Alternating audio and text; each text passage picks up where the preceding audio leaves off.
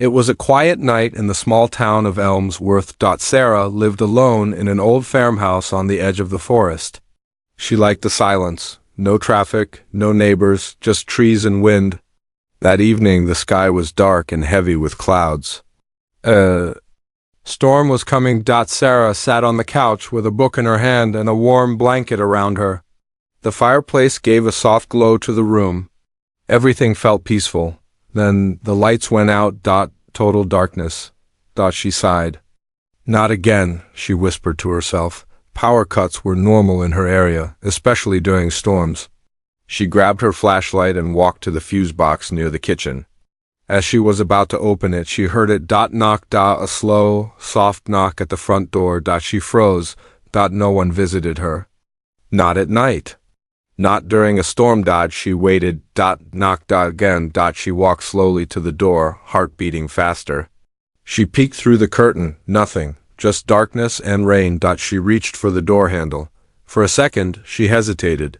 Then she opened it. A woman stood outside. She was soaking wet. Her clothes were torn and dirty. Her face was pale, almost silver blue. Her eyes glowed faintly, like soft lights behind a curtain. Her hands were shaking. She looked at Sarah and whispered, "Please, my daughter needs water." Then she collapsed at Sarah's feet. "Wait, are you okay?" Sarah dropped to her knees, trying to lift the woman. Her skin was cold, ice cold, and there was blood on her arm, but the blood, it wasn't red. It glowed blue. Sarah's eyes widened. "What the—" She looked around, and that's when she saw her. Just beyond the edge of the trees, floating about 2 feet above the ground, was a small girl. She wasn't moving. Her skin was the same pale blue, and her long white hair flowed in the wind. Her eyes were closed, and she looked like she was barely breathing. Sarah didn't understand. Was she seeing things? She turned back to the woman, who was still lying unconscious on the ground. She had to call someone. She ran inside, picked up her phone, but it was dead. No signal. No battery, nothing. Then the phone screen turned on by itself. Words appeared. She opened the door. "It begins now." Sarah dropped the phone. "No." "What is this?" A strange buzzing sound filled the air, not loud, but low and deep, like something vibrating inside the earth. Then silence. The rain stopped. The wind disappeared. Everything was too quiet. Sarah looked back outside. The girl was now lying on the ground, still not moving. Sarah rushed out and picked up the girl in her arms. She was so light, like holding air. She ran back into the house, placed the girl gently on the couch, and covered her with the warm blanket. She turned to the woman and slowly brought her inside too. Who were they? She checked the woman's pulse, still beating. Slow, but steady. Sarah ran to the kitchen and filled a glass with water. She gently placed it to the woman's lips. The moment the water touched her mouth, her skin glowed a little brighter. Her eyes opened. She looked around, confused at first. Then she saw her daughter on the couch. "Thank you," she whispered. Who are you?" Sarah asked. "What's going on?" The woman tried to sit up, but her body was weak. She spoke slowly. "I am not from here. My ship crashed. My daughter, she needs your water. Only your water can help her." Sarah blinked. "You're not human, are you?" The woman shook her head. "No, but I mean no harm. We came to hide, but they followed us." "Who?" Before the woman could answer, the flashlight flickered. A loud crack came from the woods outside, like a tree being split in half. Then another sound, clicking, clicking. Something was out there. The woman's voice became sharp. "They found us. We must stay hidden. If they see you helped us, you will be in danger too." Sarah locked the door and pulled the curtains shut. Outside she could hear movement, slow, careful. Searching. Inside, the strange girl opened her eyes. She looked at Sarah and said softly, "You're the one. I saw you before." Sarah stepped back. "What?" The girl pointed to Sarah's neck. "The mark. You have it." Sarah touched her skin and felt a small, warm spot she never noticed before. The room was quiet again. But everything had changed. The girl was still watching Sarah, eyes calm, voice soft.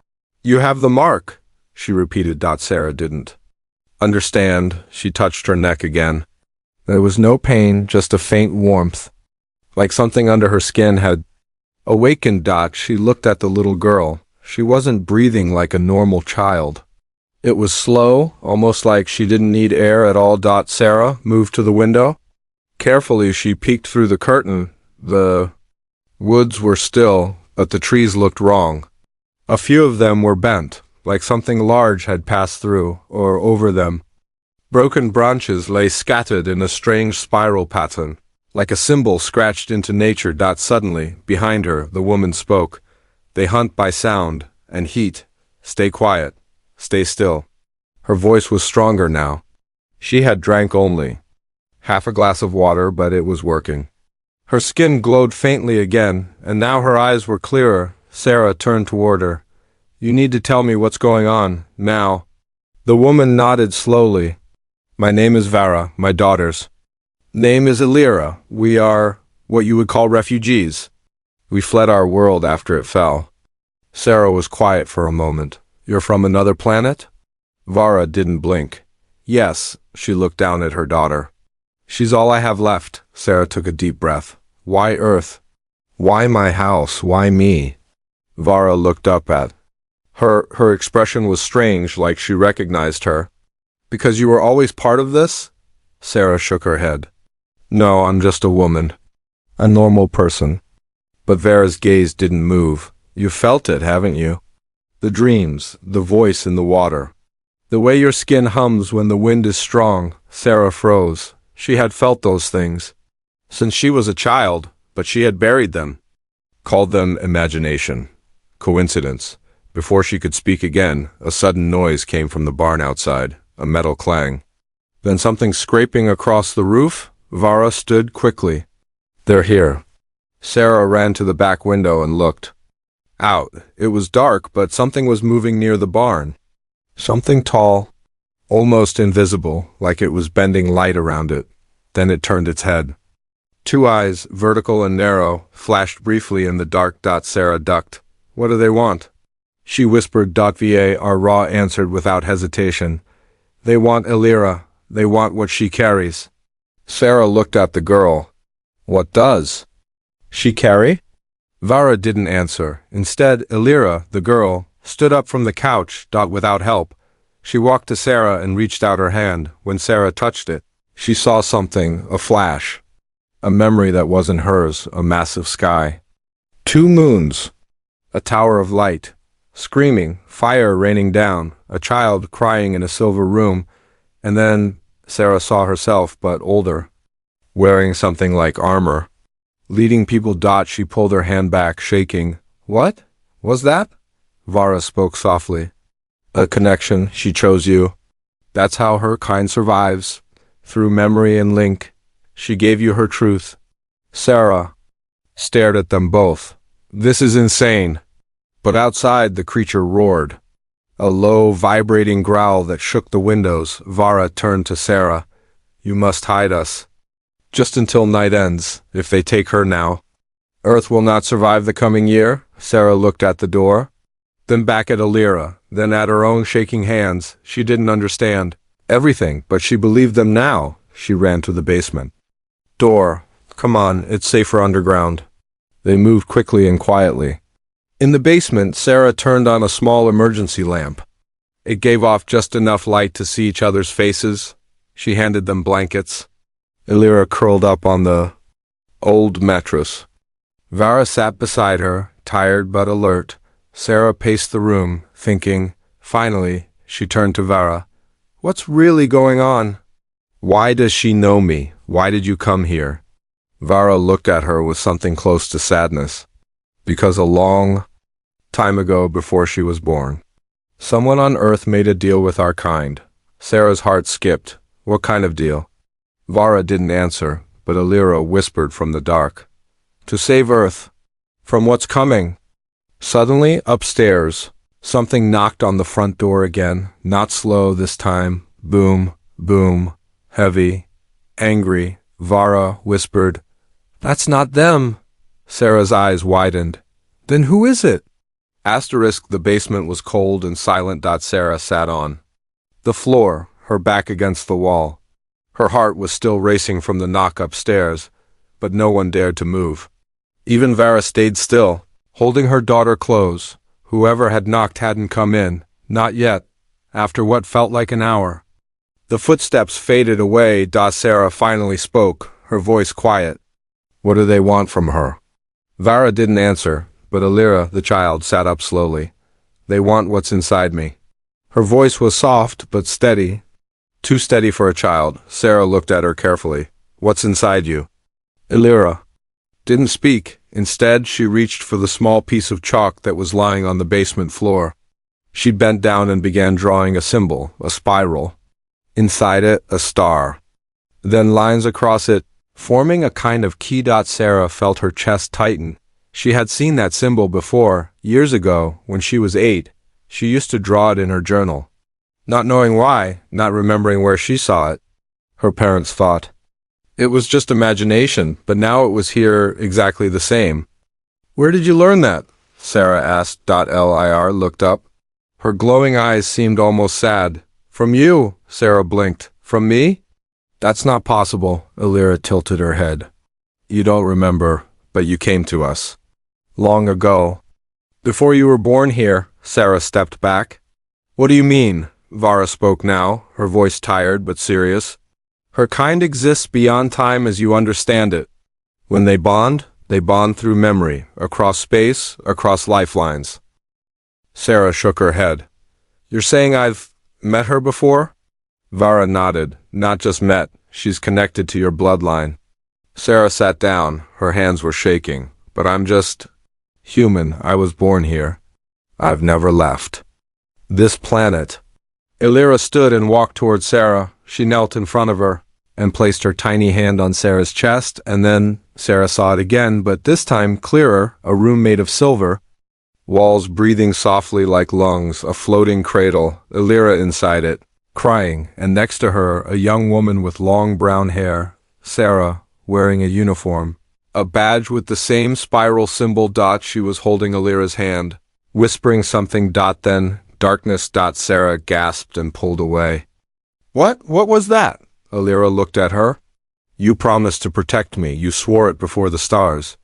You were one of the Watchers." Sarah looked at Vara, confused and afraid. "What is she talking about?" Vara hesitated, then finally said, "There was once a group of humans chosen by the ancients, long before Earth's history began. They were taken, trained, and changed. You were one of them, Sarah, and though your body was born here, your soul remembers."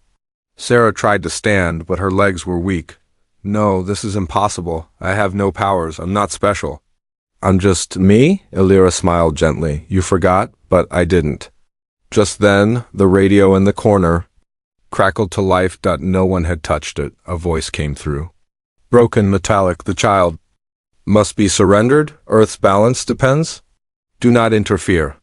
Then silence. Vara moved quickly and turned the radio off. Sarah stared at it. "What was that?" Vara whispered.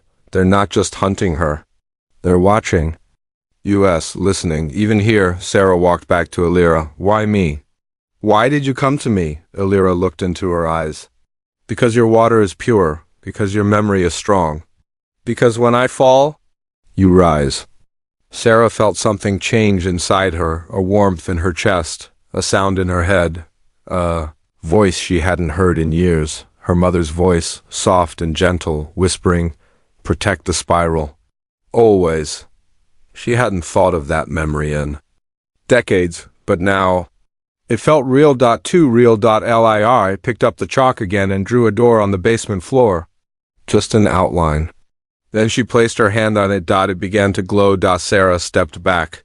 "What is that?" Alira said, "It's the first gate. You sealed it. Only your hand can open it again." Sarah stared at the glowing lines. "Me?" Vara spoke from behind her. "It's time you remember who you really are, or this world will be lost like ours." Suddenly, bang! Something slammed against the front door upstairs, not knocking. Trying to break in. Alira looked up. "They're early. We don't have much time." Sarah looked at the glowing door, the radio, and the frightened girl she somehow already knew, everything she believed about her life. was breaking apart, and it was just the beginning. Asterisk, the banging had stopped, but the silence that followed was worse. Sarah, Vara, and Alira stood frozen in the basement, listening. The air felt heavier, like it didn't want to move. Then a slow creaking sound came from upstairs. Not footsteps, floorboards shifting. Sarah whispered, "They're inside." Vara nodded, eyes sharp. "They don't always break doors, they rewrite them." Sarah didn't understand. Rewrite? Alira answered softly. "They change the rules of places. They turn safe into unsafe." Sarah grabbed a metal pipe from the basement corner. It was old, rusty, not much, but something. "We can't stay here," Vara stepped toward her. "You must not let them speak to you, not even once." "Why?" "Because their words aren't just words, they dig into your mind. Once they speak, you forget who you are." Sarah swallowed. The fear was real now, heavy and crawling up her spine. A low humming began upstairs. Almost like a song, but off-key. A strange, dry voice whispered, "We come in peace." Vara's eyes widened. "Cover her ears." Sarah grabbed Alira and held her close, hands over the girl's ears, but she could still hear it. The voice was inside the walls. The basement light flickered. Then it spoke again, clearer. "Sarah, open the door, you know us." Sarah froze. It said her name, not shouted, not demanded, just calmly, like an old friend. Her fingers trembled. "Don't listen," Vara warned. "That voice isn't theirs. It's someone you loved once, wearing their skin." Sarah stepped back. She felt dizzy. She remembered a voice just like that. Her father's voice. He died years ago, but now he was saying, "Let them have the child. You'll be free again." "No," she whispered. "You're not real." The walls began to sweat, not water, something thicker, like black ink sliding down from the ceiling. Vara held Alira close. "They're changing the room. They want to make you forget this is your home." Sarah ran to the basement stairs, opened the door a crack, and what she saw wasn't her living room anymore. It was white. Endless. Like a hospital hallway with no windows. No exits. In the middle stood a man. He wore a suit, normal. But his skin shimmered like oil over water. His eyes blinked sideways. He smiled. "Hello, Sarah. You used to call me Uncle Dean." Sarah's knees buckled. She hadn't said that name in years. That man, her mother's cousin, had died when she was 12. And yet, here he was, or something wearing his face. "We're not enemies," he said calmly. "You don't even know what that child carries, do you?" Sarah gripped the metal pipe harder. "Get out of my house." The thing took a slow step forward. "It's not your house anymore." Suddenly, Vara appeared behind Sarah, and threw a small silver disc at the thing. It exploded with a sharp flash of light and a deep soundless boom. The smoke cleared. The fake Uncle Dean was gone. Only a wet mark on the wall remained. Sarah turned to Vara. "What was that?" "A memory breaker. It removes their disguise, but only for seconds." They ran back into the basement and shut the door. Alira was drawing again on the ground, faster this time. Symbols, circles, keys. Sarah noticed her hand was glowing. Faintly. "What's she doing?" "Opening the truth gate," Vara said. "We need answers now. We need your real memory." The house shook. The walls cracked. Sarah yelled over the noise. "What are they?" Vara looked at her and replied, "They are the forgotten. Once protectors, now hunters. Twisted by something they found in deep space. They feed on futures." "Futures?" "Yes, every time they take a child like Alira. A future timeline. Dies." Sarah stared at the girl, who looked up with glowing eyes. "You promised," Alira said again. "You swore to protect the spiral." "I don't remember." "Then remember now," Alira whispered. She touched Sarah's forehead. And in that moment, Sarah saw everything. Not Earth. Not this life, but another world, where she was a guardian, trained among others, where Alira was a sacred child, born only once every 1,000 years, where Sarah had saved her. Once before, but had died doing it. She gasped and fell back. I was there," Vara nodded. You were reborn here. A part of you stayed. Watching, that's why Alira found you again. The door upstairs snapped in half, the hunters were inside again. But Sarah wasn't the same now. She stood slowly, eyes clear, voice steady. Let them come. I remember now. Asterisk Sarah stood at the bottom of the basement stairs. The broken door above her swinging open, but she didn't flinch. Something inside her had changed. Not fear, not courage, but something older than both. A memory waking up like fire under her skin. Alira stood behind her, glowing faintly, eyes wide. Vara stepped forward. You feel it now, don't you? Sarah nodded slowly. It's like I've been asleep my whole life. Above them, footsteps moved across the floor, slow, heavy, searching. Sarah gripped the metal pipe. But now it felt light, like she had held something heavier before. Something more powerful. Vara placed her hand on Sarah's shoulder. You were one of us, chosen before Earth even knew the stars. Sarah turned toward her. Then why don't I remember all of it? Because the day you died, part of you stayed with Alira, the rest was sent here, reborn, hidden, waiting. Sarah looked at Alira, who reached into her pocket and pulled out a small silver cube. It hummed softly. What's that? Sarah asked. Lir held it out. Your memory key. It was kept safe, inside me. Sarah took it carefully. The moment her fingers touched it, the cube lit up and then melted into light. That light flowed into Sarah's skin. And suddenly, she was not in the basement anymore. She stood in a desert made of stars. Above her, a giant spiral galaxy turned slowly like a living eye. She saw cities made of glass and light, ships floating like birds, creatures of every kind standing together. And in the center of it, all her. Older, stronger, wearing armor that moved like liquid. Her eyes glowed silver. She held a staff marked with the same spiral Alira always drew. Then war, explosions in the sky, screams, the spiral symbol burning, and Sarah, standing in front of a small child. Lir behind them, the same shadowy creatures from Earth, the forgotten, reaching forward. Sarah raised her staff. A bright flash. Everything disappeared.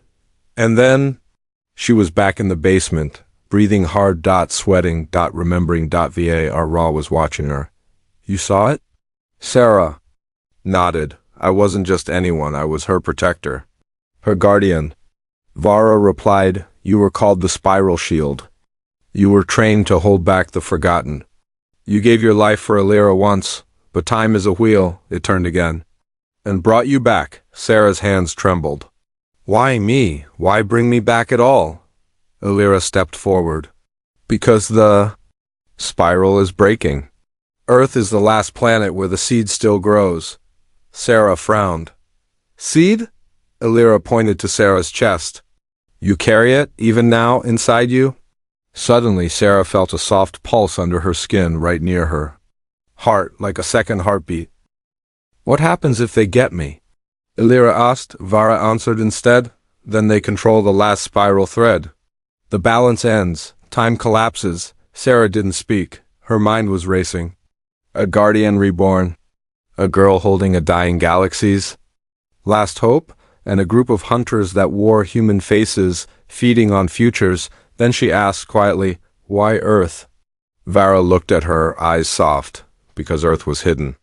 Protected by an ancient deal, made before your people knew how to write.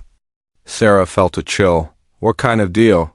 Alira answered this time. A human traded something long ago. In return, Earth was hidden from the star maps of the forgotten, but the deal is ending. And now they see again. Suddenly the radio sparked. Static filled the room. Then a voice calm, too calm, said, Sarah, step outside, we have your mother. Sarah's blood ran cold. What? She ran to the basement stairs and looked up through the broken door frame. She saw a woman standing in her front yard, her mother, wearing the same coat she wore the day she died, smiling, softly. Come here, sweetheart. It's okay, let them have the child, you'll be free again. Sarah's hands tightened. Behind her, Vara shouted, It's not her.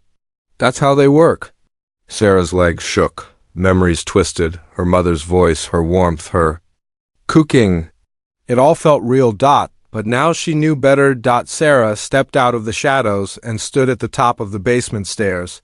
She stared at the false mother, then said, with steady breath, "My mother never called me sweetheart. She called me kiddo. You got it wrong." The figure paused.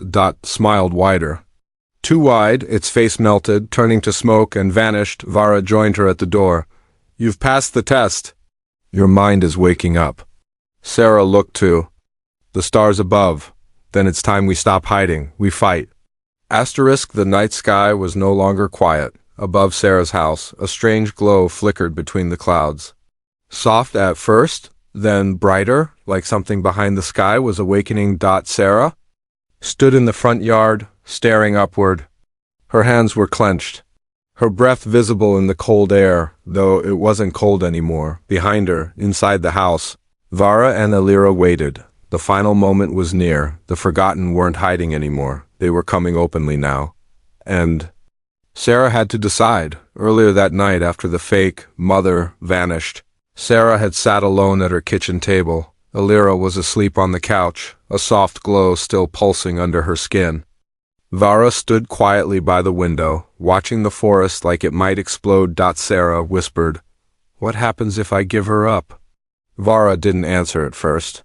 But then she said slowly, "The forgotten will keep Earth untouched. For maybe 1,000 years, and after that, then they'll return. And Earth will be harvested, drained, turned into energy, people used as carriers like Alira." Sarah rubbed her eyes. "And if I keep her safe?" Vara looked at her with heavy eyes. "Then war returns, not today. Not tomorrow, but soon. The spiral will wake. Other worlds will follow. And Earth will be the first battlefield." Sarah leaned back in her chair, staring at the ceiling. She whispered to herself, "So, I either start a war now, or let Earth live quietly and lie to itself." Silence filled the room. Then Vara said, "It's more than that. If you keep her safe, you become what you were meant to be." "A guardian again." Sarah laughed softly, but it wasn't happy. "I'm just a woman who used to sell paintings. I had a quiet life.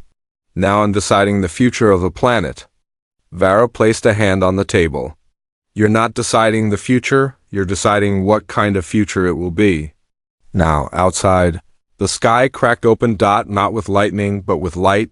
A massive ship appeared above the clouds. It didn't roar or scream. It just floated, like a silent moon made of black glass and red veins. Sarah didn't blink. A voice echoed in her head. Not spoken, not heard. Just present. "We will honor your choice, Spiral One. Surrender the child, and your kind will sleep in peace." Sarah stepped forward. "And if I say no?" "Then Earth enters the spiral war again. You will be hunted. You will be blamed. And you will fight alone." She looked back at the house. Lir had come outside. She was barefoot in the grass, eyes calm, her hands glowing faintly again. She walked towards Sarah and said softly, "It's okay if you choose peace. I'll understand." Sarah's heart cracked a little. "You're just a child. Why would you say that?" Alira smiled gently. "Because in one timeline, you didn't choose me, and I forgave you." Sarah's knees felt weak. "And what happened to that Earth?" Alira looked down. "It sleeps forever, nothing grows, nothing wakes." Vara came out behind them now. She placed something small in Sarah's hand, the spiral pendant she had worn in her past life. It shimmered with soft silver light. "You were born to guard the light that never dies, but even light needs choosing." Sarah looked at Alira, at the ship above, then she closed her eyes and stepped forward. "I choose war." The sky didn't react, but the ground did. It pulsed. Once. Like a heartbeat. The spiral on the pendant burned brightly. Then Sarah felt something inside her snap open, like a door in her mind that had been locked for centuries.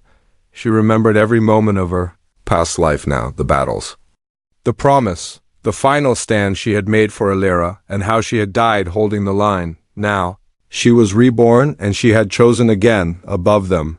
The ship slowly turned away, not gone, but waiting. Watching. The voice returned, one last time. So be it, Spiral Guardian. The seed awakens. The storm begins. Then the ship vanished. The sky returned to normal. Lia held Sarah's hand tightly. Vara whispered, "You've just lit the signal fire. Others will come. Some to help." "Some?" "To destroy." Sarah looked at the stars. "Let them come. This time I'll be ready." 3 days had passed since the ship left. Sarah had not slept. The world above looked the same, blue sky, trees, birds singing, but she knew better now. The war hadn't started yet, but it had already begun. Something in the air had changed. The stars above her were watching. That morning, Sarah stood in front of the mirror. She didn't look like herself anymore. Her eyes had silver around the edges now, not painted, not worn, glowing from within. On her neck, the spiral mark was no longer a faded symbol.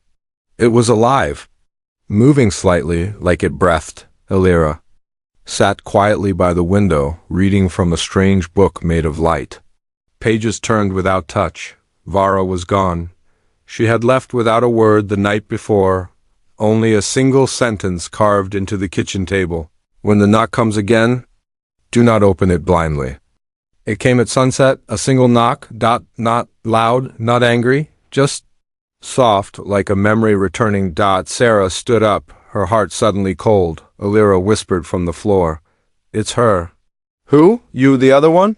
Sarah opened the door, standing. There was herself, but younger, softer. No glowing eyes. No warrior's mark, just Sarah, the version that never chose to fight. The one who chose peace. Her clothes were clean, white, like a dream pretending to be real. She smiled gently.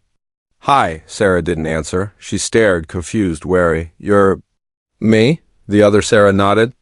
"Yes, from the timeline where we said no, where we gave Illyra up." Her voice was calm, empty of weight. "Too smooth." Sarah asked, "Why are you here?" "Because time is cracking, and only one of us can remain." Inside the house, Illyra stepped behind Sarah. Her glow grew stronger, as if her body recognized the threat, even if her mind didn't. Sarah looked at the child and smiled sadly. "I thought giving her up would save Earth, and for a while it did. No war, no noise." She looked back at Warrior Sarah.